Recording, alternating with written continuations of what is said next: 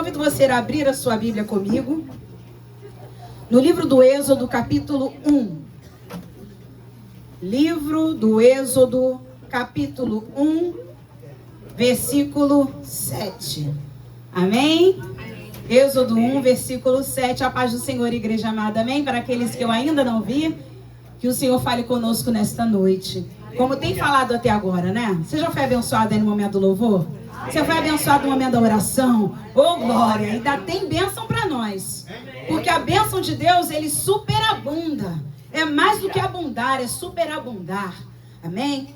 Então, Êxodo capítulo 1, versículo 7, a Bíblia diz assim: Mas os filhos de Israel foram fecundos, e aumentaram muito, e se multiplicaram, e grandemente se fortaleceram, de maneira que a terra se encheu deles. Vamos orar ao Pai. Senhor, em tua santa e doce presença, nós entramos mais uma vez para pedir que tu venhas falando conosco, através da tua palavra, que é poderosa para nos libertar, que é poderosa para nos curar, que é poderosa para nos transformar. Nós cremos que a tua palavra é a verdade. Nós cremos no teu poder entre nós aqui nesta noite. Nós cremos que o Senhor já está se manifestando, curando, libertando, tocando. Ah, Jesus, como é bom estar na tua casa. Fala conosco através da tua palavra. E que todo inimigo que queira interferir, Pai, nesta mensagem, trazendo qualquer tipo de distração, trazendo qualquer tipo, Pai, de confusão mental, caia por terra em nome de Jesus. Fala conosco, fica conosco, em nome de Jesus. Amém e amém. Amém. Queridos, o livro do Êxodo é um livro de transição. Fale assim comigo, o livro do Êxodo é um livro de transição. Lê comigo o tema que está aí no monitor. É tempo de viver o Êxodo. O Êxodo nós poderemos considerar também como a continuação do Gênesis. Porque se você começar a ler o livro de Êxodo, você vai perceber que a história, na verdade, começa a ser contada a partir do livro de Gênesis. E a direção que o Senhor tem me dado é para que começamos a contar a história de Moisés. Então hoje nós vamos falar sobre o tempo de viver o Êxodo. Porque nós ficamos muito felizes quando chegamos na parte que o Mar Vermelho se abriu. Mas para todo o Mar Vermelho se abrir, existe um processo. E esse processo é que geralmente é mais desafiador. Porque os processos doem, como aconteceu aqui na vida do povo de Israel. Até então, eles eram chamados de hebreus. Eu falei isso aqui numa aula de escola bíblica. Porque vieram da descendência de Éber. Então, eles eram chamados de hebreus. Depois, eles se tornaram israelitas. Porque vieram da descendência de Jacó ou Israel. E por fim eles começaram a ser chamados de judeus por causa da tribo de Judá, que foi a única que prevaleceu de maneira mais poderosa na terra, ou maior, depois do exílio. Então, quando nós chegamos a esse ponto, o povo de Israel está morando aonde? Fala comigo, no Egito. No Egito. Eles estão morando no Egito. Jacó desce com a sua família num período de fome e crise que eles estavam vivendo em Canaã. Porque na terra do Egito tinha fartura, porque na terra do Egito tinha José, que era o governador do Egito. Eles descem em 70 pessoas. Mas quando saem do Egito, são aproximadamente 3 milhões de pessoas. Os historiadores dizem que, na verdade, 1 milhão era verdadeiramente israelita. Os outros 2 milhões eram populachos. O que eram os populachos?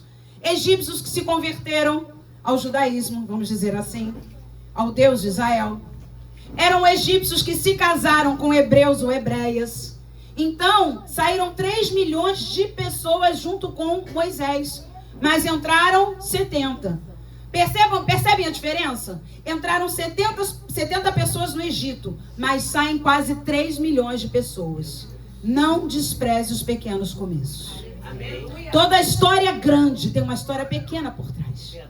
De 70 pessoas a 3 milhões de pessoas. E muitas vezes nós falamos, eu não vou fazer porque vai pouca gente. Eu não vou investir porque ninguém acredita. Eu não vou dar o meu melhor porque não é transmitido ao vivo pelo YouTube. Nós precisamos fazer porque é para Deus. Amém. Quem nos honra é Deus. E toda grande história teve um pequeno começo. De 70 para 3 milhões de pessoas. Por isso que eu disse que o livro do Êxodo é um livro de transição. Porque em Gênesis, presta atenção, nós encontramos a criação e a queda do homem. Isso não está em Gênesis?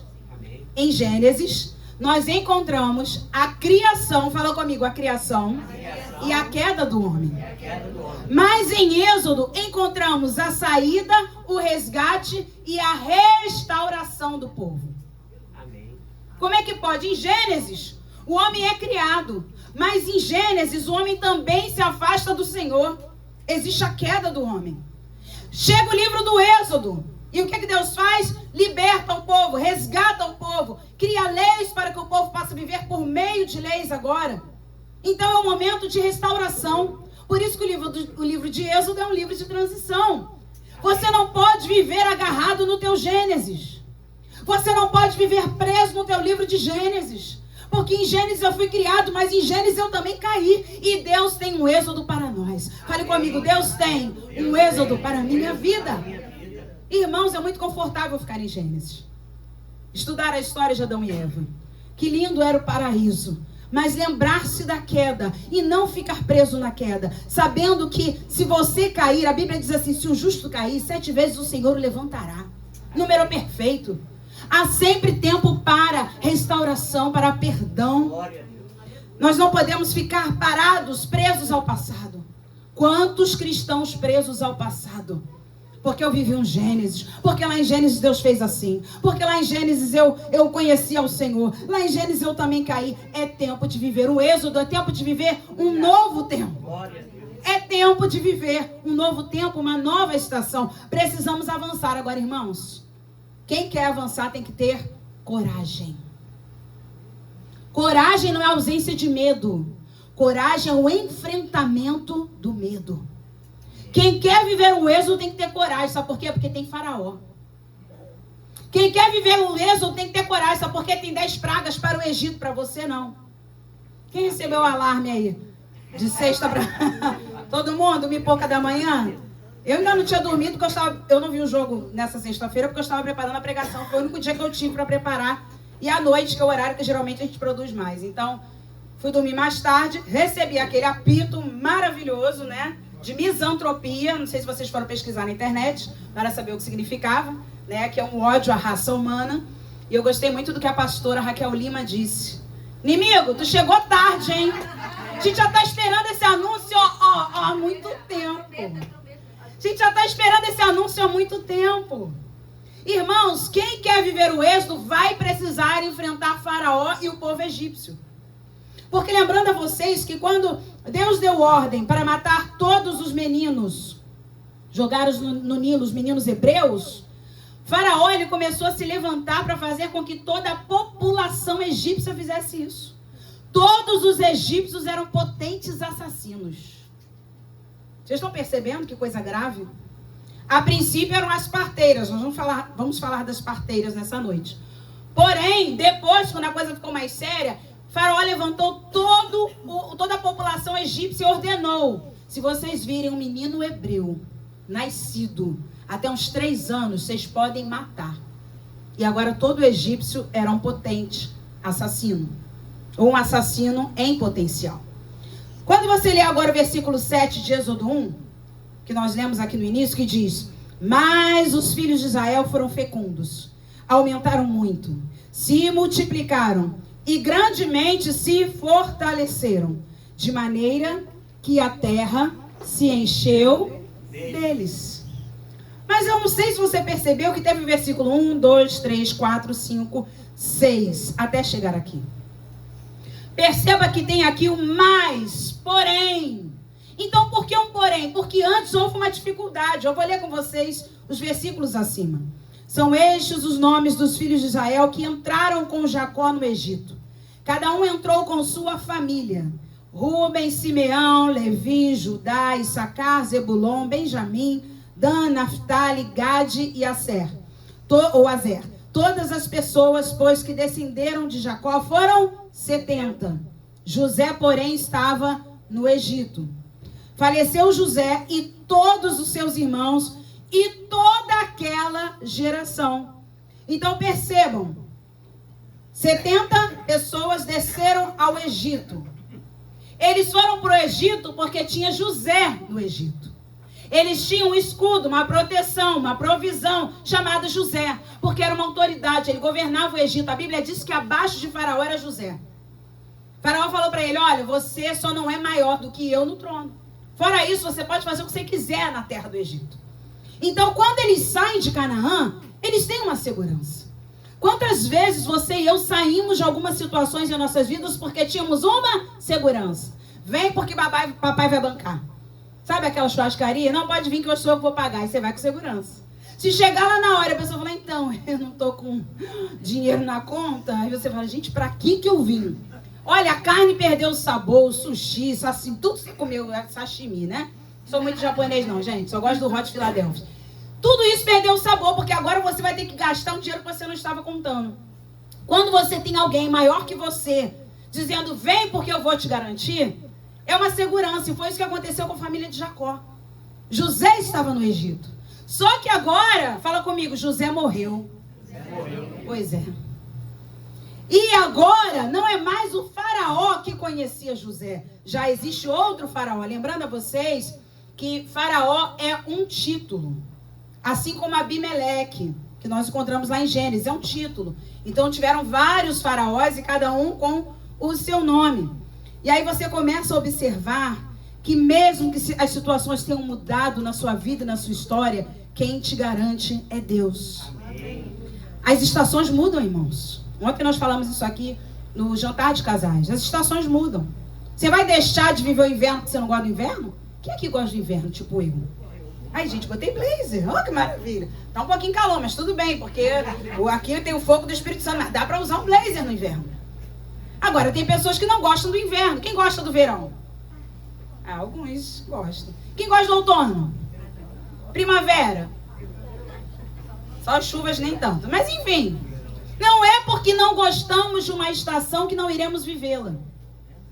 Nós precisamos aprender a sobreviver nas estações da nossa vida.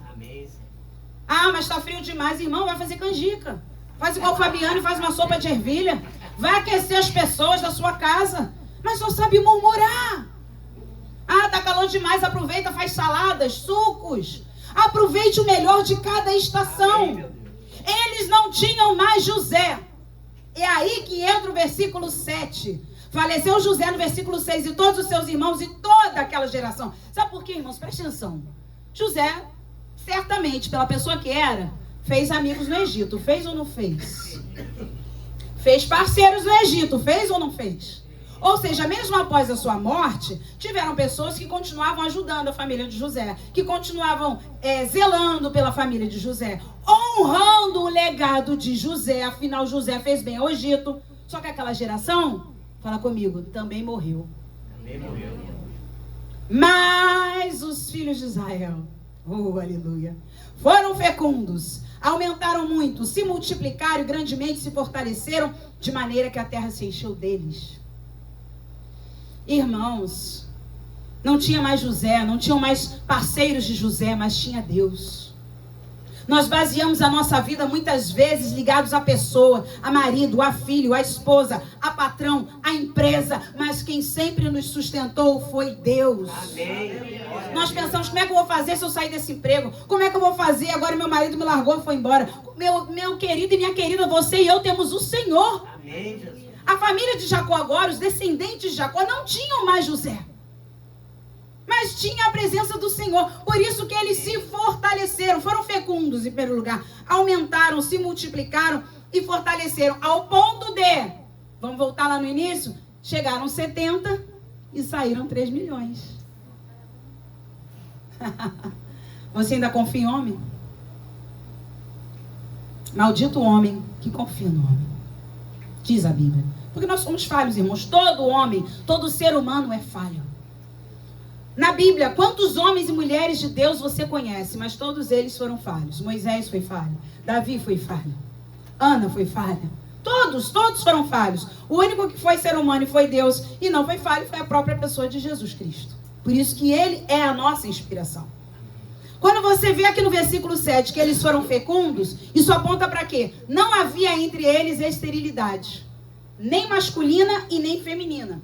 Porque naquele tempo toda esterilidade era ligada à mulher. Se hoje em dia já é difícil, né? Que nós temos tanta ciência, mas naquele tempo era mais difícil ainda. Por uma sociedade patriarcal. Então, se um casal não tinha filhos, o problema sempre era da mulher, irmã Valdete. Nunca do homem. Então, quando Deus fala que eles foram fecundos, olha como é que Deus não faz diferença. Ele está falando de homem e de mulher. Não havia esterilidade. Na parte egípcia, possivelmente havia. Até porque a Bíblia diz que a terra se encheu deles. De quem? Dos hebreus, dos israelitas. A Bíblia diz também que eles aumentaram. Aumentar significa somar. Eles somaram. Era 1, ficou 1 mais 1, igual a 2. 2 mais 2, 4. Só que a Bíblia é tão maravilhosa no versículo 7, que diz que além deles aumentarem, somarem, eles se multiplicaram. E você sabe que multiplicar é mais que somar. Quanto é 5 mais 5? 10. Ih, gente. Quanto é 5 mais 5? 10. Quanto é 5 vezes 5? 25. Nessa hora da matemática não tem outra não, irmão. 5 mais 5, 10. 5 vezes 5, 25. Ou seja, quando a Bíblia vem dizendo eles tornaram fecundos, aumentaram, leia-se somaram, multiplicaram, mais que somaram. Porque agora não era 5 mais 5, era 5 vezes 5. E aí a Bíblia diz, se fortaleceram. Sabe o que significa? Tornaram-se poderosos. Não era um povinho que vivia com pressão alta, que vivia com a glicose lá em cima, que vivia com dor no joelho, que vivia com... Não, Deus fez deles homens literalmente sarados. Mulheres fortes, vigorosos. A enfermidade não chegava neles. Mas por quê? E por que chega em mim? Irmãos, com cada um Deus tem um propósito. Deus sabia que esse povo ainda tinha lá na frente um exército para poder seguir, passar por um deserto.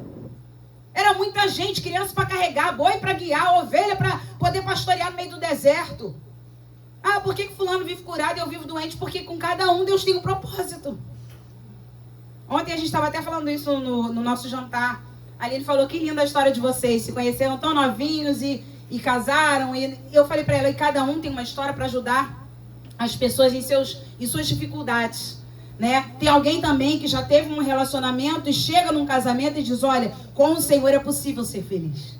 Amém. Porque se todo mundo tiver a mesma história, como é que vai ser? Se a história do povo de Israel fosse a história de Jó, se a história do povo de Israel fosse a história de Davi, já estamos falando de rei, nós não teríamos essa variedade de milagres na Bíblia. Se você está passando por uma situação difícil, saiba que é Deus preparando o terreno para um milagre que virá. E para um novo testemunho surgir, irmãos. Deus, Ele é maravilhoso. Então o povo foi fecundo, aumentou, multiplicou e se tornou poderoso. Tanto é que depois eles foram colocados para construir 2 cidades armazéns. Pitom e Ramsés. Apenas o povo hebreu. Nenhum egípcio ajudava nessa obra. Seguindo aí o versículo 8 diz assim: entremente se levantou novo rei sobre o Egito, que não conhecera José. Entremente se levantou o novo rei sobre o Egito, que não conhecera José. Sabe quanto tempo entre a morte de José, no versículo 6, e o versículo 8? Por isso você tem que ler a Bíblia, você tem que estudar, você tem que pedir a Deus orientação. Você olha para o versículo 6, olha para o versículo 8, parece o quê? Que foi no dia seguinte. Passaram-se 200 anos, irmã Idalice. Entre a morte de José e levantar-se um novo rei que não conhecera José, e segundo os historiadores, esse novo rei seria Amoses, faraó Amoses. Esse novo rei que não conheceu José, isso aqui estamos falando de 200 anos depois. Por isso que aquela geração toda de José foi extinta. Porque até os mais velhinhos já tinham morrido, gente. Então, 200 anos depois, se levanta o faraó Amoses, não está na Bíblia, mas são relatos que nós temos, segundo os historiadores, relatos arqueológicos. Irmãos, quando se vai estudar o Antigo Testamento, uma Duzinha linda, só essa menina, para antes do horário do futebol, tá mandando mensagem sobre Êxodo. Porque, pastor, eu estou aqui pensando, Nefertari e Moisés não tiveram nada. Então é só naquela novela da Record, a menina antes do jogo, que era 9 e pouca da noite, estava pensando nisso. Glória a Deus. Amém. Ela me mandou uma mensagem, eu expliquei para ela. Porque quando você fala em Antigo Testamento, O bom é você estudar um pouquinho de arqueologia, ir nos historiadores. Tem muita coisa que não é relatada na Bíblia, mas tem muitos estudos e comprovações que nós temos na parte arqueológica. Então, 200 anos se passaram, se levantou esse novo faraó que não conheceu José. Só que o que eu acho mais interessante, que ele não apenas não conheceu José, mas ele não honrou o legado de José e tudo que José fez pelo Egito. Gente, eu posso não ter conhecido a minha bisa, a minha tatara, mas se eu conheço a história, eu preciso honrar o legado. Não é não, irmã Rosa? Hoje as pessoas não honram o legado nem dos avós, dos pais muito menos. Meu Deus, aquele faraó, ele se levantou e não estava nem aí para a história de José. Ele precisava entender que se ele estava vivo ali é porque teve um homem hebreu que foi vendido, foi traído, fizeram tudo contra ele. Ele fez com que o Egito não passasse por aqueles 7 anos de fome como toda a terra passava. Ele não poderia ter honrado aquele legado? Ele não poderia, Léo, ter pensado, poxa, pela família de José, né, Léo? Eu não vou fazer isso. Eu não vou maltratar a Estelinha. Esse povo que é descendente de José. José foi muito bom para minha terra, para o meu país. Eu não preciso fazer isso, até porque, irmãos, tem gente, vocês vão entender, tem gente que vê na gente o potencial inimigo que não existe. Tem gente que vê na gente um potencial inimigo que na verdade não existe. Quantas pessoas estão em guerra com você e você nem sabe? Nem sabe. Quantas pessoas convivem com você, sorriem para você, mas te odeiam? Irmãos, como a gente é enganado? O povo de Deus, então, ainda bem que o Espírito Santo vê tudo. O povo de Deus, então, ajuda, beija, abraça, colabora, porque o fazer o bem é dever do cristão. Mas, às vezes, é tipo o faraó. Ó, eles estão crescendo, eles estão me incomodando. O que eles estavam fazendo, irmãos? O que incomodava o faraó? O crescimento do povo. O multiplicar do povo. Gente, eles não fizeram nada. Mas faraó se incomoda quando nós crescemos. O inimigo se incomoda quando nós crescemos. Existem estações em nossas vidas em que aquilo que nos favorecia não existe mais. Porque ambientes mudam, pessoas mudam, circunstâncias mudam, mas promessas divinas não mudam. Deus já havia falado que ia tirar o povo, ia visitar o povo com mão forte. Sabe quem falou isso? José. Antes de morrer, José falou: quando o Senhor vos visitar nas suas aflições, leve os meus ossos daqui. Gente, tem gente que até na hora da morte dá testemunho. Tem gente que até na hora da morte, olha só, eu até voltei aqui minha página, Gênesis 50, não custa nada a gente ir lá e ficar maravilhado com o que Deus faz, né? Deixa eu ver aqui o versículo, capítulo 50, 25. Diz assim, obrigada, amor. José fez jurar os filhos de Israel, dizendo, certamente... Não, vocês vão ler comigo, porque isso aqui é demais. Vamos juntos? José fez jurar os filhos de Israel, dizendo, certamente Deus vos visitará e fareis transportar os meus ossos daqui. Até na hora da morte, irmã Rosa, Simone, José acreditava que o Egito não era lugar para cananeu, para israelita, para hebreu. Egito não era lugar para povo de Deus. Ele sabia que uma hora a mão poderosa do Senhor iria tirá-los de lá. E ele falou, vocês levem meus ossos, hein? Não quero nenhum dedo mindinho nessa terra, porque eu não sou daqui. Por isso que no arrebatamento, Deus vai mudar todo o nosso corpo e vai nos dar um corpo glorioso. Por isso que a língua tem que estar tratada para entrar lá. Por isso que os ouvidos precisam estar tratados para o arrebatamento, para esse corpo glorioso. Por isso que os nossos pés não podem ficar andando em caminhos escorregadios, porque no céu vai entrar um corpo glorioso. José pede, levem todos os meus ossos daqui. Ele pediu, leva o fêmur, porque é o maior. Leva a tíbia, porque braço, né, pelo amor de Deus, eu preciso de um braço. Irmãos, vocês sabiam que os egípcios, é uma coisa muito louca, né?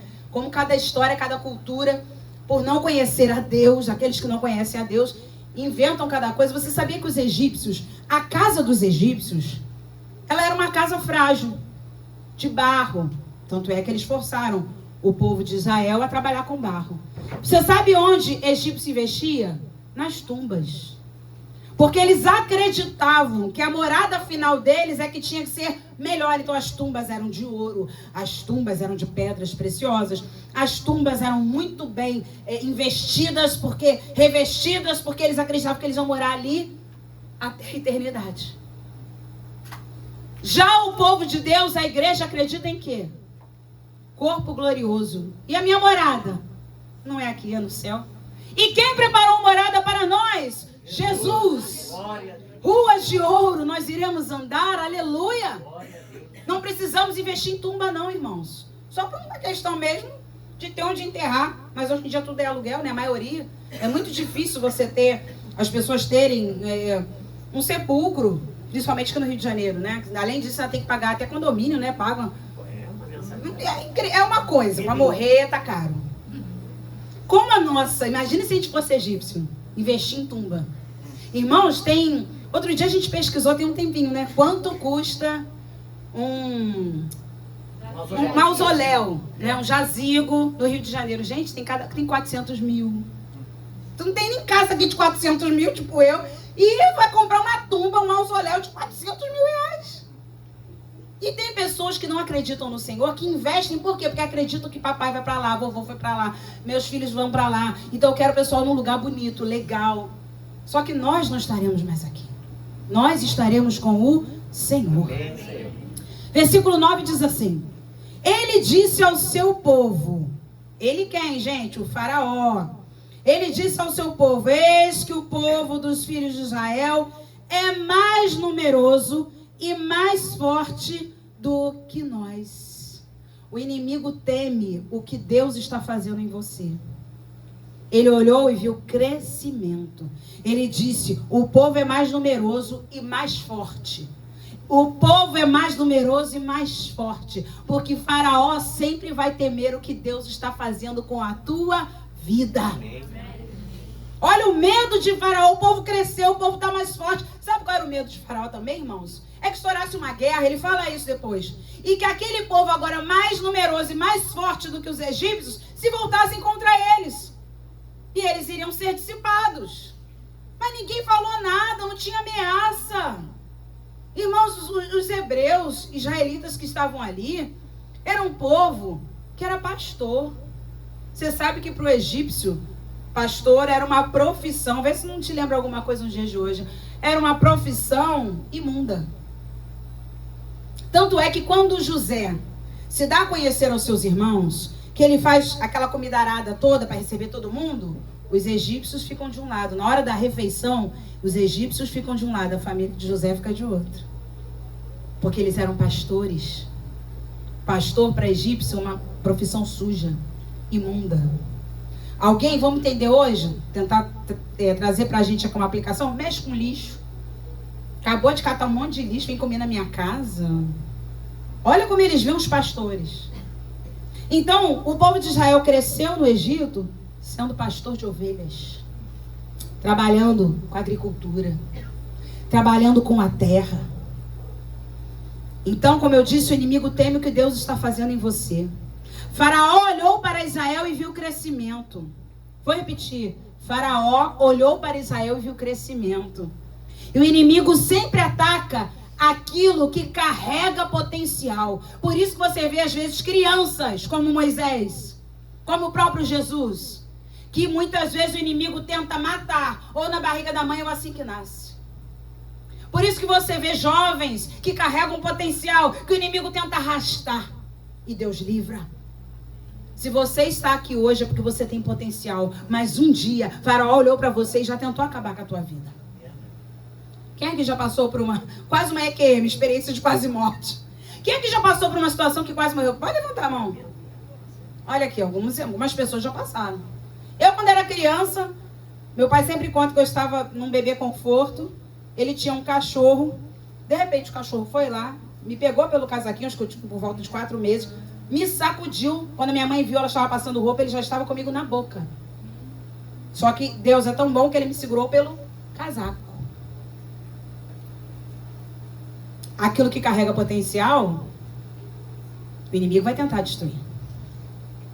Certa vez, e aí o tempo passa, ele não desiste, você carrega potencial. Certa vez eu saí da escola, muitas pessoas sabem desse testemunho. Nunca fui menina de fazer nada errado, porque eu tinha medo do castigo. E aí, aquele dia maravilhoso que... qual o problema? Hoje eu saí mais cedo um pouquinho, né? Passei de ano direto. A amiga falou, vamos comigo ali na comunidade no tanque, não vou citar. Eu falei, acho que não vai ter problema. Olha, pastorinha sendo pastorinha inocente... Não, acho que não vai ter problema, não. Eu saí cedo, minha mãe nem vai descobrir. Meu pai estava trabalhando. Fui eu. Quando chegou lá em cima, um menino desse tamanho. Estava atrás da casa dela. Ela levou a gente assim atrás da casa dela, num lugar verde que tinha, pra gente ver, que dava pra ver a freguesia. Olha a altura que eu estava. Dava pra ver a freguesia, dava pra ver Cadelinha Azul, dava pra ver quase a Barra da Tijuca. Eu ali olhando, um garotinho desse tamanho, com uma foice desse tamanho. Falou, o que vocês estão fazendo aqui? Aí eu já fiquei com medo, porque uma coisa eu sempre tive, pé atrás. Falei, isso tá estranho. Aí eu não respondi nada, já fui andando, caçando saída. E ela que morava lá falou, nada, eu tô com as minhas amigas aqui, mas por que você tá perguntando, irmãos? Ele devia ter uns 12 anos, parecia que ele estava endemoniado. Ele olhava pra gente com uma cara e ele perguntou de novo, o que vocês estão fazendo aqui? E ela, eu sou moradora, eu tô aqui. Eu tô falando aí, anos 90. Não tô falando nem de agora, que o negócio tá pegando fogo. E a terceira vez que ele perguntou o que vocês estão fazendo aqui, ela falou, por que você está perguntando? Ele falou assim, porque vocês vão morrer agora. Pois é, gente. Eu não sabia para onde ir. Como eu não era crente, eu ajoelhei no chão, rezei um Pai Nosso. Ainda bem que não foi a ave, né? Rezei um Pai Nosso. Ainda bem, Deus é tão maravilhoso que eu fui lá e me lembrei. Olha só, fiquei atrás de uma árvore, comecei com a minha outra amiga que mora no Gardênia, morava na época, né? Botei meu joelho no chão e fiquei, Pai Nosso, que estás do céu santificado seja teu nome. Porque eu tinha certeza que a gente ia morrer. A minha amiga que morava lá, sumiu. Vai contar com José. Estão entendendo? Porque minha segurança era essa. Nós começamos, irmãos, em um lugar de mato. Não mata, de mato. Começamos a correr sem rumo, porque eu não sabia nem... Era um alto de um morro, assim, como se fosse uma pedreira que nós temos aqui próximo. E aí, de repente, eu botei um monte de homem subindo com arma. Falei, agora eu já chorei, me entreguei. Olha, eu sempre melancólica. Me entreguei, meu Deus. Aí pronto, já sabia que a morte ia chegar. Só que o que eu não sabia é que essa menina desceu, foi lá, avisou o pai, quem estava em casa. E aí eles subiram para resgatar a gente. Primeira vez que eu conto isso aqui. Assim, né? Mas as pessoas próximas a mim conhecem essa história. Até porque eu sempre avisei isso aos jovens. Um dia que a gente decide fazer besteira, dá errado, tá? Nunca decida desobedecer. E não precisa ser uma coisa grande. Eu não menti. A minha mãe sempre falou, saiu da escola, é casa. Um dia na vida que a pastorinha aqui foi pensar que ia dar certo. E ali, até porque eu estudava no tanque, no Pio 10. Aquela comunidade famosa, também lá. Então era tudo tão rápido, era só ir e voltar. Quase que fui de arrasta. Quase. Eu fui de arrasta porque Deus não deixou. E aí, eles estavam subindo para ver. Para tirar a gente de lá, me colocaram naquele 729, lembra? 729 ou 730, aquele ônibus ali. Vim para casa, passei as minhas férias em casa, pedi minha tia para cortar meu cabelo curtinho, porque eu tinha medo dele me reconhecer na rua. Porque eu sempre fui dessas, que eu dou uma viajada, eu penso em tudo, até demais. Vai que ele me reconheça na rua. Porque ele deve ter apanhado. O pessoal subiu com arma, com isso, com aquilo, para pegar ele. Então eu fiquei... E as férias estão mudinhas, né? Não vai sair, não vai... Não, aproveitar as férias para descansar. Ficar em casa. Corta meu cabelo, tia. Minha tia, por que você cortou o cabelo? Ai, mudar um pouco, verão, né? Gente, a gente tem...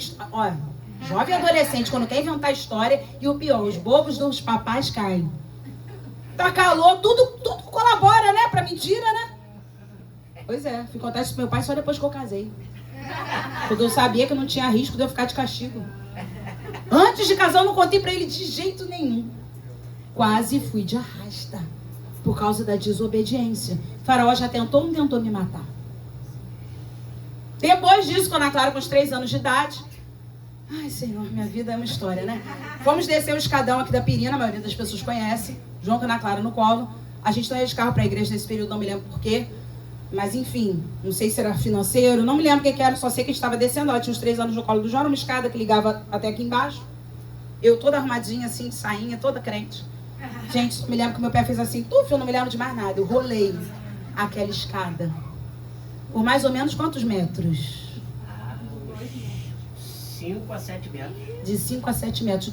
A Ana Clara era pequena. Até hoje eu sei o grito dela, mamãe! Gente, eu fiquei cheia de mato. A minha Bíblia, eu achei trevo por meses na Bíblia. O pior, quando chegou lá embaixo, eu levantei e falei, vamos que a gente tá atrasado. João, que vamos que a gente tá... Tu tá ficando doida. Você tá toda machucada, meu joelho tinha acabado. No mínimo, a gente tem que ir pra casa pra fazer curativo. A gente sabe se você bater. Irmãos, eu fiquei com a blusa suja de batom, porque a minha boca encostou aqui. Eu fiz assim. Sabe tatu bola? Sonic. Gente, foi muito sério. Você não tem noção. Vocês não imaginam. Isso aqui encostou aqui, que eu nem conseguiria fazer hoje, porque eu me embolei. Deus me fez parar num patamar que tinha assim mais largo. Ali eu parei. Foi a mão de Deus, porque eu não rolei até o final da escada. Terceira tentativa de Faraó em me matar. Semana passada, vou eu caminhar. Já tinha um tempão que eu não tinha história, né? Vou eu caminhar, 10 anos caminhando na rua, nunca levei um tombo, 10 anos caminhando na rua, todo dia eu faço caminhada com o pastor João, quando o pastor João não pode ir, eu vou sozinha. Saímos de casa, oramos, acabei de orar, meu pé, tinha aqueles dias de chuva, meu pé pisou numa sacola, que a pessoa tinha coberto a sacola ali com fezes de cachorro, na verdade, por baixo, e o cachorro devia estar passando mal, deu para entender, simplesmente meu pé fez isso, e eu caí de cabeça no chão. Quarta tentativa, isso só que eu sei, né? Fora aquelas que Deus me livrou. Quarta tentativa de Faraó em me matar. Irmãos, eu tinha uma ceia para levar. Mas eu fiz a mesma coisa que eu fiz do escadão. Eu levantei e falei, vamos? O óculos escuro estava aqui, ó. Eu disse, o que é isso? Você tá bem? Mas, minha filha, pelo amor de Deus, como é que você cai assim? Eu falei, não sei, mas eu tô bem. Vamos. Só consegui caminhar até a Praça do Pau-Ferro, chegou ali, chorei. Ainda veio um cachorro, me cheirou. A moça, nossa, ele não faz isso com ninguém. Eu falei, é porque eu caí. Deus tá usando ele pra me dar um carinho. Mas, irmão, foi uma coisa, você não tem noção. Fui levar a ceia pra Mariuzinha. Chegou lá, chorei com a Mariuzinha. Ô, Fernanda Maria, já tá nos assistindo. Chorei porque eu tinha levado... Irmãos, eu fiquei toda desgovernada. E eu digo pra vocês, conscientemente, quarta vez que Faraó tentou me matar. Porque, olha a frase que eu tinha lido aqui. O inimigo sempre ataca aquilo que carrega potencial. Mas bebezinhos, seus pais não eram nem crentes. Eles sabem que tem potencial. Vocês têm história para contar. Quantos livramentos o céu? A Lu já foi picada de cobra, gente. Alguém aqui já foi picado de cobra? Acho que essa é pior. Alguém já foi picado por cobra? A Lu já foi. E tá Vivinha da Silva, né? Não, Vivinha Vieira. Porque, gente, é livramento. E na roça? Na roça? Ela só descobriu depois, né? A Ana Clara sabe a história mais do que eu, porque ela era pequena, ela ficava, vovó, me conta a história de quando você foi picada por uma cobra. Até hoje ela sabe da história. Então, o inimigo, quando ele vê potencial, ele sabe que ali existe um plano de Deus, ele vai tentar matar. Só que nós somos cristãos hoje em dia que ficamos assim, é porque o diabo tá demais. Pastora, eu não tô aguentando o diabo. Meu irmão, se o inimigo tá te atacando é porque tu tem potencial. Mas eu não vou ser pastora, não importa. Você tem potencial na sua empresa, você tem potencial na sua família, você tem potencial com seus vizinhos. Você carrega o nome do Senhor. O versículo 10 diz assim, de Êxodo 1. Eia, ou seja, vamos, usemos de astúcia para com ele, para que não se multiplique. Olha só. E seja o caso que, vindo guerra, ele se ajunte com os nossos inimigos, peleje contra nós e saia da terra. Olha como é que o inimigo já estava pensando no que poderia acontecer se os filhos de Israel resolvessem fazer guerra contra eles. Preste atenção, muitas lutas surgem quando estamos crescendo. Eu vou repetir. Muitas lutas surgem quando estamos crescendo. Não sei se vocês passaram por isso, mas certamente conhecem alguém que passou. Você se converte e as lutas aparecem. Você está firme na igreja, Fabiana, e agora tem adversários que você nem sabia. Você se posiciona, Pablo, e as lutas estão só aumentando. O povo que não conhece a palavra faz o quê? Vou parar de ir à igreja porque as lutas vão parar. Aí o inimigo fala, isso, agora, essa é minha ideia. Aí você sai da igreja, as coisas acalmam.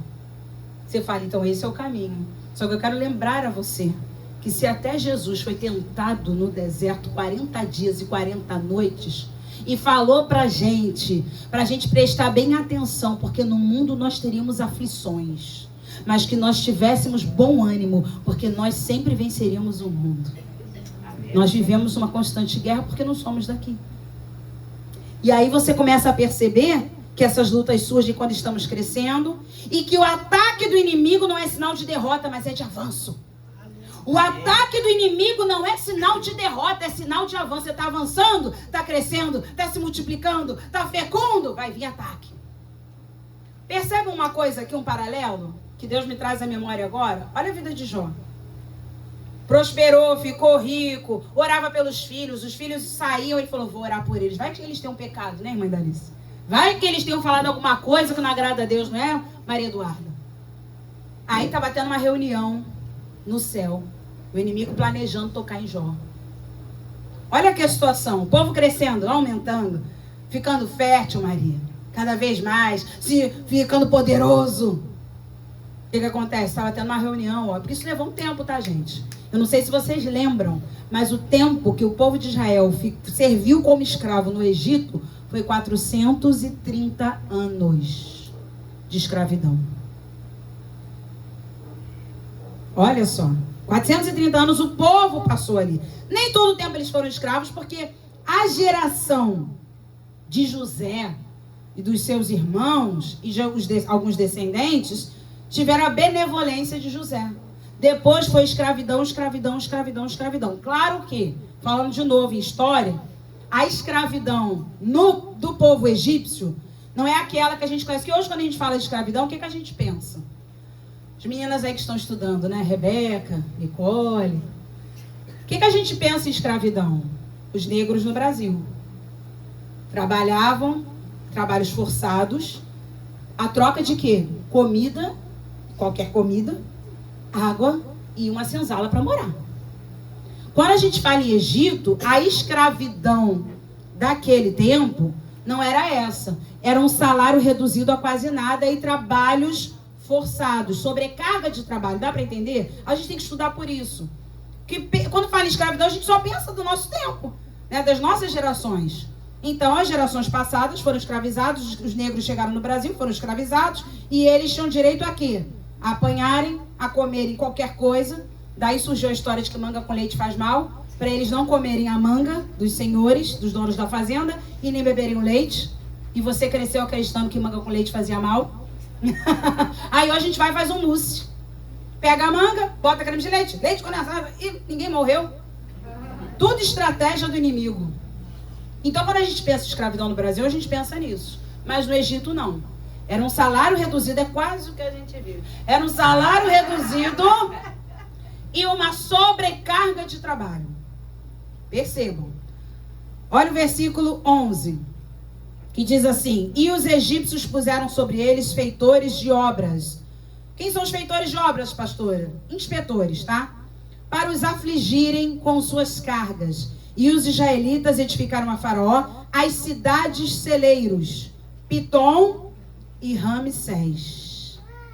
Faraó então designou inspetores de obras para tornar a vida dos israelitas difícil, com os trabalhos que exigiam. Então presta atenção, não tinha gerente até esse momento.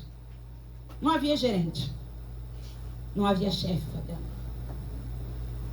Eles trabalhavam, porque sabiam que tinham que trabalhar. Mas até então, não tinha gente tomando conta. O Faraó diz, primeira coisa, vou estabelecer gente em cima. E vocês sabem, quem trabalha secularmente, que gente em cima, Jesus é a maior prova, né? Você faz o seu, mas tem alguém ali, Kelly, tu vê, Kelly. Ah, gente, pelo amor de Deus, é uma perturbação psicológica. Por isso que hoje existe a violência psicológica. Porque a pessoa está fazendo o que tem que fazer, mas não é possível que alguém chame a atenção daquele funcionário às 8 horas de trabalho o tempo todo. Então, a estratégia de Faraó foi: coloca inspetores, coloca feitores para inspecionar o trabalho deles, para tornar a vida deles mais difícil. Agora não era mais o que eles suportavam. Preste atenção numa coisa, agora não era mais o que os israelitas suportavam. Era o que os feitores exigiam. Tipo academia, você suporta quantos? Agora não, tá? Você vai além. Aí geralmente, mas tá doendo, mas vai. Como é que é no pain, no gain? Você? Ah, tá. Então é isso. Vai, quando você não tiver dor, não tem resultado. Mais ou menos isso, não tem ganho. Então vai. Agora, tudo bem, você tá lá porque você sabe que você vai ter o resultado. Terei músculos mais fortes, saudáveis. Futuramente não terei Alzheimer, porque já foi comprovado que o Alzheimer está muito ligado à falta de músculo. Por isso que musculação não é mais frescura, nem quem quer ficar sarado. É você realmente ter até mesmo um cérebro saudável. E aí, meus irmãos, agora não é mais o que eles aguentam, é o que é exigido. Mas eu só aguento tomar conta dessas crianças 8 horas por dia, mas tu vai ficar 20. Que isso? Como é que eu vou ficar 20 horas tomando conta do filho dos outros? Ainda mais um monte. Não quero saber, dá teu jeito. Agora eu quero você 15 horas na loja. Salário. Condições de trabalho. Mas não tem como ficar 15 horas em pé na loja. Dá o teu jeito. Agora você não vai mais produzir 200 camisas por dia. Vamos falar de costureiras, confecções. Eu quero 1.400 camisas. Gente, não tem como. Dá o teu jeito. Aí o que acontecia? Eles não conseguiam, apanhavam. Gente, quer o êxodo? Quer o êxodo? Começa a viver a preparação dele. Que eu acho que é a fase... Eu acho não. Tenho certeza que é a fase que estamos vivendo. É tempo de viver o êxodo. Então, se você está vivendo tudo isso que a gente está lendo até agora, sobrecarga, peso, gente que não gosta de você e você nem sabia, tentativa de Faraó em te matar, é avanço, irmãos. Você está avançando para o êxodo. Você está sendo parte de um cenário para milagre. Deus está forjando pessoas que vão atravessar o mar vermelho. Aleluia! Aleluia! Glória a Deus. Versículo 12. Mas quanto mais os afligiam... Ah, não, esse a gente vai ler junto. Eu amo essa parte. Mas quanto mais os afligiam, tanto mais se multiplicavam e tanto mais se espalhavam, de maneira que se inquietavam por causa dos filhos de Israel. A sobrecarga não anula o que Deus te prometeu. A sobrecarga não anula o que Deus te prometeu. Sabe o que eu acho legal? Tem uma versão que diz que quanto mais os afligiam, tanto mais se multiplicavam, até aí tudo igual. Mas diz assim, de maneira que se cansavam por causa dos filhos de Israel. Na nossa versão diz que se inquietavam. Olha que legal. O povo de Israel que trabalha, o povo de Israel que está apanhando, o povo de Israel que está com sobrecarga, é quem se cansa, Aline. Quem se cansa são os egípcios. Sabe por quê? Existe uma promessa em Isaías 41. Correrão e não se cansarão. Aleluia! Porque o Senhor vai dar asas como águia. Correrão e não se cansarão. Caminharão, mas não se fatigarão. Aleluia! O povo era mais oprimido, mais sobrecarga, mais se multiplicavam, mais cresciam. Quem está passando por um período aí de opressão na saúde, na família, qualquer área, quando eu falo opressão, sobrecarga emocional, espiritual, tem hora que parece que o inferno está querendo assolar a tua casa, pode crer que você está avançando. Pode crer que tem um mar vermelho te esperando já com tudo pronto para ser aberto para você passar. Pode crer que o teu êxodo está chegando. Porque esse incômodo do inimigo é avanço para a gente. Porque são eles que vão se cansar. São eles que você vai dar canseira no diabo, irmãos. Maria, o diabo deve estar com uma raiva de você. E que bom. Eu falei acho que isso na igreja que eu preguei quinta-feira. Se ele tiver colado comigo é que não tá legal. Imagina, tu trabalha ontem a Bessa, aliás, já vem trabalhando antes, e está aqui hoje. E essas meninas, Madu e Patikelli, 5h20 estavam aqui. Sendo que Patikelli ontem trabalhou no evento de casais. Sabe aonde? Na cozinha. Vai chegar algo que eu vou falar aqui que eu lembrei de vocês. As meninas da cozinha. Seguindo aí. Versículo 13 e 14. Diz assim: então os egípcios com tirania faziam servir os filhos de Israel. E lhes fizeram amargar a vida. Gente, isso é muito sério. E lhes fizeram amargar a vida. Quanta gente chegando do trabalho como? Meu Deus, eu não aguento mais aquele lugar. Meu Deus, eu não aguento mais essa opressão. E lhe faziam amargar a vida com dura servidão em barro. Gente, eles eram pecuaristas, pastores, agricultores. Agora vão amassar o barro. Mas ainda bem que eles tinham Jeremias 18. Ainda não, mas já tinha o oleiro. Amém. Quem é que gosta de amassar barro para fazer um vaso novo? O próprio Deus. Glória a Deus. Pode colocar a gente para amassar barro, porque eu sirvo ao oleiro. Amém. Aleluia. Então eles fizeram amargar a vida com dura servidão em barro, em tijolos e com todo o trabalho no campo. Ou seja, além do trabalho no campo, agora eles vão fazer tijolos. Olha a sobrecarga. Com todo o serviço em que na tirania os serviam. Primeira tentativa do inimigo foi o trabalho forçado. Então, olha o final do versículo. Com todo o serviço em que na tirania os serviam. Ele é como se você, Estelinha, fosse professora de português. Como se você, sendo professora de português, alguém falasse assim para você: a partir de agora, Estela, se vira. Eu quero você dando aulas de matemática, ciências e educação física. Também você tá boa da coluna, né? Com certeza, não tem dores nenhuma. Então você vai fazer isso também. Mas eu não sou formada, mas... Não quero saber, dá o teu jeito. Supondo que isso fosse legal. Dá o teu jeito.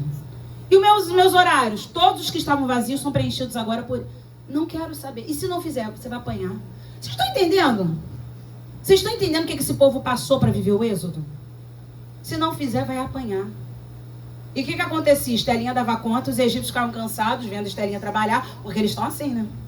Querem colocar coisas que você nunca fez para você fazer, você tem que dar o seu jeito. Eles se cansam, você continua chegando em casa fazendo comida, lavando roupa, cuidando das crianças, fazendo devocional, cai quase morto na cama? Sim, porém em paz me deito e logo pego no sono, acordo porque o Senhor me sustenta. Você está perto de viver um êxodo. Você está perto de viver um êxodo. Porque na lógica humana, irmãos, mais pressão, fala comigo, mais pressão, menos crescimento. No reino de Deus, mais pressão, fala, mais dependência de Deus. Para o ser humano, qual é a ideia de Faraó? Se eu sobrecarregar eles não vão se multiplicar, vão chegar em casa, a mulher vai para um lado, o marido para o outro, não vão gerar filhos. As criancinhas vão ficar tudo sobrecarregadas, porque quando tira pai e mãe de casa, a criança já está cozinhando com 9, 8 anos de idade. Os adolescentes estão crescendo por conta própria. Olha a intenção do inimigo, irmãos. O pai não tem mais paciência de chegar em casa e ensinar a Torá para o filho. Ainda não tínhamos a Torá aqui. Mas ensinar as leis do Senhor. Falar da história de Noé. Falar da história de José. Falar da história de Abraão, de Isaac, de Jacó. Não tinha mais tempo. Sobrecarga. Vocês não estão percebendo que está igual o dia de hoje, não? Os pais saem 5 da manhã. Chegam 8 da noite. Como é que você vai ainda estudar com o filho a Bíblia? Se você tiver olho no céu, você vai. Como é que você vai orar com o filho? Larga tudo. Teu filho precisa mais de você do que um tênis da Nike. Teu filho precisa mais da tua presença do que o iPhone 17. Teu filho precisa mais de você orando, ensinando a palavra para ele, do que uma comida do McDonald's. Então é a escolha. Se você está vivendo esse tempo, não abra mão da presença de Deus. Não abra mão, porque essa foi uma estratégia de Faraó. Por que eles parariam de crescer? Porque eles estavam ocupados demais trabalhando, gente. Meu Deus, o que nós temos hoje? As pessoas fazem curso, as pessoas trabalham, pegam 2, 3, 4, 5 trabalhos. Já estou no 6º aqui, né? Aqui é o 6º. Aí faz hora extra, aí sábado trabalha, e domingo trabalha. Porque muitas pessoas trabalham domingo, mas aí tem uma folga na quarta-feira, vem para a escola bíblica. Conseguem sair da aula no sábado e vir para a consagração. Não foi isso que você fez aquele dia? Foi da aula e chegou para a consagração. Irmãos, tem que dar o nosso jeito. Para de desculpa, que isso aí não é desculpa para hebreu. Porque a minha Bíblia diz que quanto mais eles eram pressionados, mais eles cresciam e se multiplicavam, porque eles não deixavam a presença do Senhor. Quem aprende a depender de Deus cresce. E aí você vê nesses versículos 13 e 14 que a estratégia do inimigo não mudou. Ele tenta nos manter ocupados, construindo coisas para ele. Olha as cidades, armazéns, Ramsés e Pitom. Coisa para eles. Irmão, pelo amor de Deus, para de se dedicar ao extremo de construindo coisa que é para o inimigo. Para! Olha só o que aconteceu com esse povo. Eles estavam ali. Nós lemos aqui o versículo 13 e 14. A intenção de Faraó era que eles construíssem algo para ele, que drenasse as forças deles. Clame, ore e peça ao Senhor para te libertar desse lugar, irmãos. Trabalho é uma coisa, escravidão é outra. E a igreja precisa começar a perceber isso. Para de almejar, mas eu preciso de um muito bom trabalho, porque tudo que eu quero ter, irmão, você não precisa de muito, não. Vamos falar a verdade, a gente vai ficando mais velho, a gente percebe isso. Eu e o pastor João sempre conversamos sobre isso. A gente vai ficando mais velho e percebe que precisa de uma mantinha nesse frio, daquela bem velha, boa, que você... com aquele travesseiro que a gente chama de mofrongo, lá na nossa família a gente chama de mofrongo, né? Aquele travesseirinho nesse frio, uma meinha no pé, um café quente. O que eu falei aqui no início? Uma canjica. É uma sopinha de ervilha, irmãos, nada caro. Mas a gente quer viver de japonês. Japonês é uma das coisas mais caras que tem. Quanto é um rodízio de japonês aí? 170. 170. Pastor Leite não está aqui. Aí eu fico. Se você for com a família, multiplica, não é só uma não, multiplica. Vai. Ainda mais se formos 3.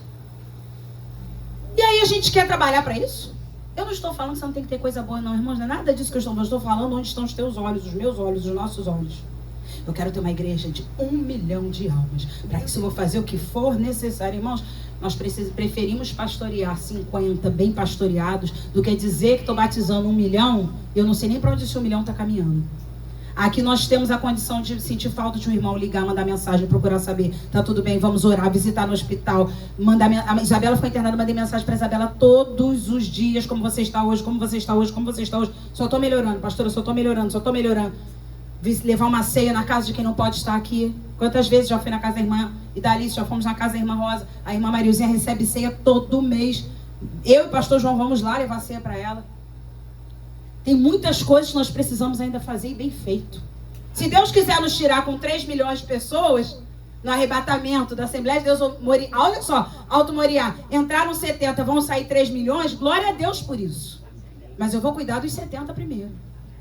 Tem que, pastor, eu falei outro dia aqui, algo que eu ouvi num podcast que a Ana Clara estava ouvindo. O pastor estava falando assim: você quer ver sua igreja crescer?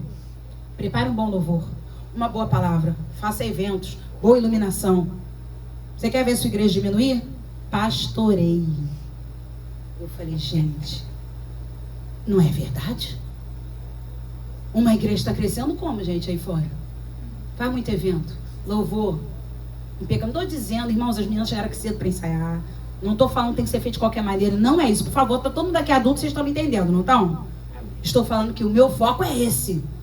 Tem que tocar muita música boa. A palavra tem que ser impactante. Tem que ter muito show, tem que ter muita luz, tem que ter muita fumaça. Fumaça impacta, o pessoal vai pensar que a glória de Deus trabalha com emoção. Vocês sabiam que tem igreja? Isso eu posso falar aqui mesmo ainda ao vivo. Que trabalham com a programação neurolinguística. O que é isso? Faz um curso de chamado PNL. E aí vê o que te emociona. E é isso que te emociona, eu vou trazer para o culto. Porque isso vai fazer você se tornar dependente desse lugar. Entrou aqui, vai ter o quê? Vai ter uma dopamina. Vai ter um negócio para te deixar feliz. Não é a presença de Deus. As igrejas vão lotando. Inchando. Não é crescendo. O povo crescia ou inchava? Crescia. O povo crescia ou inchava? Isso aí, inchaço é doença. O povo crescia. O povo não inchava. Então presta atenção. Nós precisamos prestar atenção. Ver o que Deus está fazendo hoje na minha vida, que estou aqui nessa igreja. Porque os pequenos começos são mais importantes do que os grandes finais. Se não são esses 70 descendo aqui, família de Jacó com José, preservando a presença de Deus, esses 3 milhões não iam sair do Egito nunca. Não despreze os pequenos começos. Caminhando para o final, do versículo 15 ao 17, a Bíblia diz assim: o rei do Egito ordenou as parteiras hebreias, das quais uma se chamava Sifrá e outra Puá. Dá uma parada e olha para mim 1 minuto. Sabe o que significa Sifrá? Beleza ou fazer algo belo. Pega a F. Sifrá, beleza ou fazer algo belo. Puá significa clamor ou grito. Seguindo, versículo 16, dizendo: quando servides de parteira às hebreias, examinai, se for filho, matai-o, mas se for filha, que viva. Por que matar os meninos? Porque seriam os potenciais guerreiros. Eram eles que iam para a guerra, mulheres não. Então mata o guerreiro. Por que os homens estão ficando acabados, irmãos? Não os crentes. Eu vejo umas pessoas falando, eu tenho 25. Eu falo, Ó, você não tem noção, a gente vai fazer visita no hospital, não é só porque a pessoa está no hospital, não. Às vezes a pessoa está ali, está bem, está conversando. 25, vamos... Gente, Deus é muito bom, né? É porque você fica assim, parece que a pessoa tem 47. Meu Deus. Então, as mulheres não seriam as guerreiras, mas os homens, sim. E aí, se for filho, matai, mas se for filha, que viva. As parteiras, porém, temeram a Deus e não fizeram como lhes ordenara o rei do Egito. Antes deixaram viver os meninos. A intenção do diabo é tirar o chefe de família de casa. A intenção do diabo é fazer com que os homens não estejam na igreja. Gente, por que as igrejas estão lotadas de mulheres? Levanta a mão as mulheres da igreja. Irmão Carlos, bem forte aí, por favor. Olha quantas mulheres. Não tá? Agora o senhor vai levantar a mão. Os homens levantem a mão. É meu pai que está na portaria. É meu pai que está lá, Lu? Vocês estão entendendo o que está acontecendo? Tá muito difícil, vou ter que desenhar? Cadê os sacerdotes? Cadê os sacerdotes? Mesma coisa que aconteceu. Mata os homens. Sobrecarrega os homens. Meu Deus, mas Deus tem livramento para nós. Deus tem livramento para nós. Deus levanta pessoas, como diz aqui o versículo, olha aí, versículo 17. As parteiras, porém, temeram a Deus e não fizeram como lhes ordenara o rei do Egito. Presta atenção nesse versículo, hein? Antes deixaram viver os meninos. Deus levanta pessoas corajosas para nos ajudar em tempos difíceis. Elas escolheram temer a Deus e não aos homens. O que a Bíblia fala lá em Atos, capítulo 5, versículo 29? Quando Pedro decidiu pregar no momento que não era para pregar. Estavam acabando com a igreja. Atos 5, 29. Antes importa obedecer a Deus do que aos homens. Sifra e Puá, parteiras hebreias. O nome de uma, aqui é beleza ou fazer algo belo. Puá, nome de Sifra era esse. Puá, significado, clamor, grito. A beleza do clamor. A beleza do clamor. A criança nasce, o que a criança faz? Grita, clama, chora. E a beleza do clamor livrava aquelas crianças da morte, gente. Deus está no controle da nossa história. Deus está no controle da nossa vida. Essas parteiras falaram, eu vou errar civilmente. Porque a lei do meu país está mandando matar os meninos hebreus. Mas eu temo a Deus. A minha pergunta para vocês nesta noite é, que medo tem te governado? Eu gravei agora um livro sobre isso. Qual é o medo que tem te governado? Escolha quem temer. Porque temor, irmãos, temer a Deus, acima de tudo, é o princípio da sabedoria, diz o salmista. O temor ao Senhor é o princípio da sabedoria. Nós estamos falando de prudência. Fala comigo, temor é igual a prudência. Esse medo tem que te governar. Agora, o medo que a Bíblia fala em 1 João, o verdadeiro amor lança fora todo medo. Eu estou falando de covardia. Eu mato o menino hebreu porque eu tenho medo de Faraó. Vem cá comigo, gente, que vocês são uma igreja muito inteligente. Vocês acham que só tinham 2 parteiras para essa quantidade de gente lá no Egito? Mas só Sifra e Puá temeram ao Senhor. Tem o nome de Faraó aqui. Eu falei para vocês que pela arqueologia seria Moses. Mas tem o nome na Bíblia? Mas o nome das parteiras que temeram ao Senhor tem. Aleluia.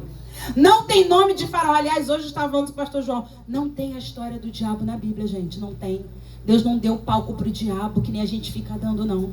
A gente pega lá Ezequiel, pega lá Isaías, que são como se fossem parábolas de reis que foram maus, o rei de Tiro. E aí você fala o quê? Deve ser essa a história do diabo. Assim como lanceite do céu, ó, estrela da manhã. Deve ser essa. Mas a Bíblia não tem história para o diabo. Ainda por cima, em Gênesis, conta ele de serpente, chama ele de serpente. A serpente mais sagaz. Para de dar palco pro diabo. Tem crente que vive falando do diabo. Ai, o diabo tá com muita raiva. Eu acho que a pessoa se acha o Moisés do deserto, né? A última Coca-Cola, que eu nem tomo Coca-Cola. O Moisés do deserto. A água da rocha de Refidim. Pelo amor de Deus. Que tudo é o diabo. Nem Deus deu palco para ele. Não tem história de Satanás na Bíblia, não. Ainda diz assim, quando chega João capítulo 10, versículo 10, que muita gente diz que o diabo vem para roubar. É uma parábola. O ladrão, ele chama-se um ladrão, vem para roubar, matar e destruir. Eu vim para que tenham vida e vida em abundância.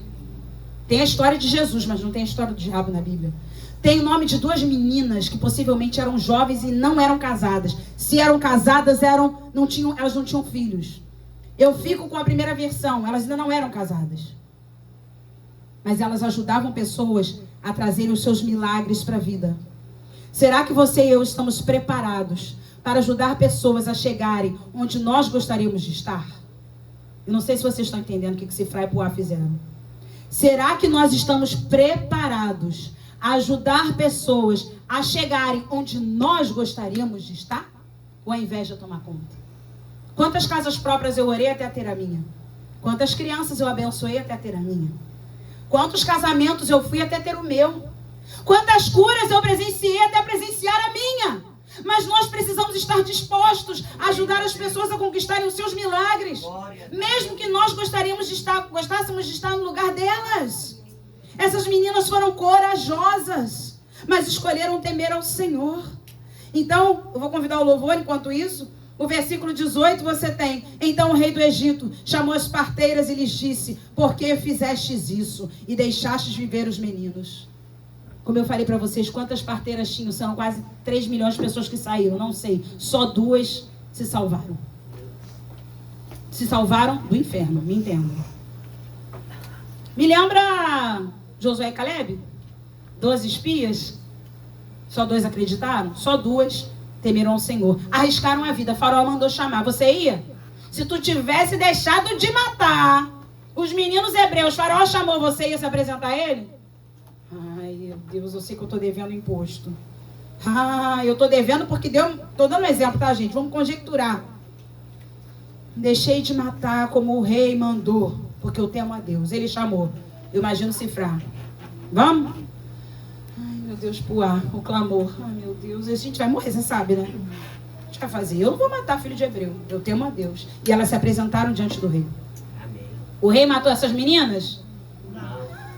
Faça o que é certo e Deus vai te guardar. Então o rei do Egito chamou as parteiras e lhes disse: por que fizestes isso, deixaste viver os meninos? Responderam as parteiras a Faraó: é que as mulheres hebreias não são como as egípcias, são vigorosas. Antes que lhes chegue a parteira, já deram à luz os seus filhos. O temor a Deus, em primeiro lugar, eles se apresentaram para Faraó. Para a gente fechar, preste atenção aqui. Primeiro lugar, elas se apresentaram a Faraó. Fala comigo: o temor a Deus gera livramento.